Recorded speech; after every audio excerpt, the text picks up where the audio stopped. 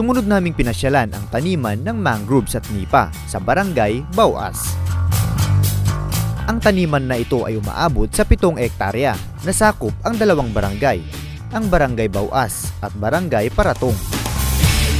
Maraming isda ang namamahay sa paanan ng mga puno ng mangroves dahil tuwing Semana Santa lang ang pag-ani sa mga ito. Mahigpit ring ipinagbabawal ng lokal na pamahalaan ng Santa Lucia ang pagputol ng mga puno ng mangroves dahil maliban sa pinamamahayan ito ng mga isda ay malaking tulong din ito sa kanilang ilog para hindi maanod ang lupa tuwing lalaki ang tubig at ito rin ang isa sa dinadayo ng mga turista at bisita tuwing pumupunta sa bayang ito.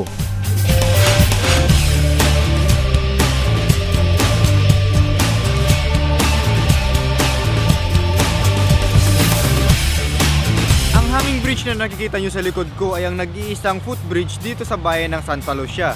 Ito rin ang boundary ng bayan ng Salcedo at ng Santa Lucia. Ang hanging bridge rin na ito nagkukonekta sa 4 na barangay ng Santa Lucia. Ito ay ang Barangay Arangin, Paok Norte, Paok Sur at Bani.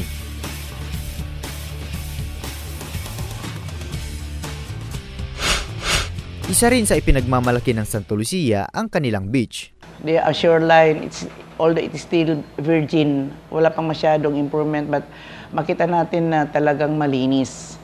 Pwedeng picnic area, and meron na rin beach resort dyan na pwedeng puntahan ng mga bisita natin.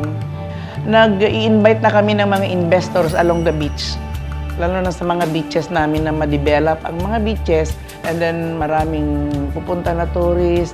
I would like Santa Lucia to have the zero basura.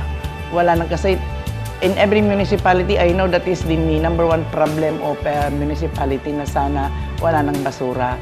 Kaya we are planning to buy a shredder para ang mga basura na mga biodegradable ay makukonvert na organic fertilizer, and then the plastic maipon dyan na rene-recycle din namin na marami ng mga ladies nagte-train na magiging recycled ang mga plastic namin.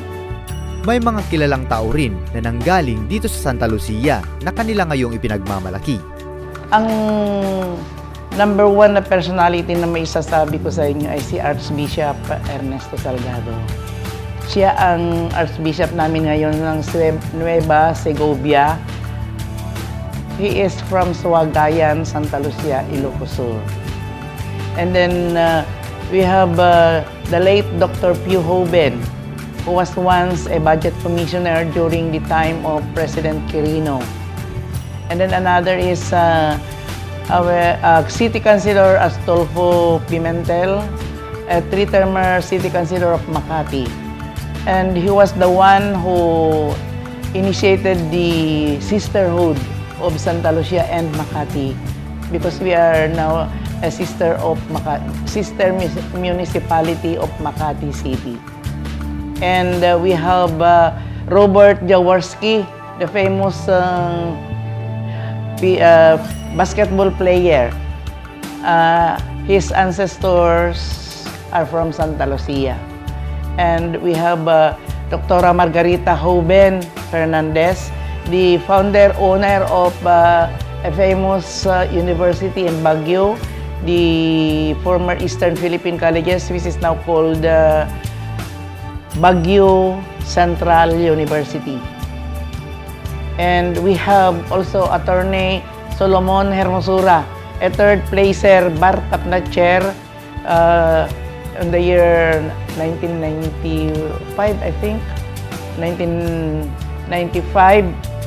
And he is now connected with the Ayala Corporation. He is the corporate lawyer of Ayala Corporation in Makati. So, for all our visitors, ang mga nanonood sa akin, I earnestly invite you to come to Santa Lucia and see for yourself the beautiful spots of Santa Lucia. We have the beaches, we have the mangrove, we have the hanging bridge of Santa Lucia, we have the magandang hospitality ng mga tao, very friendly, And lahat ng mga bisita namin ay nire-respeto namin. And taste aware out of the byproducts of peanut. Isang simpleng bayan na may masaganang lupain na pwedeng pagtamnan ng iba't ibang pangkabuhayan. Isa lang yan sa mga katangian, meron ang bayan ng Santa Lucia na isa sa nagpapayaman dito sa probinsya ng Ilocos Sur. Abangan niyo ulit kami sa susunod na linggo mga kaibigan dahil sama-sama ulit tayong mamamasyal sa susunod na bayan na aming pupuntahan.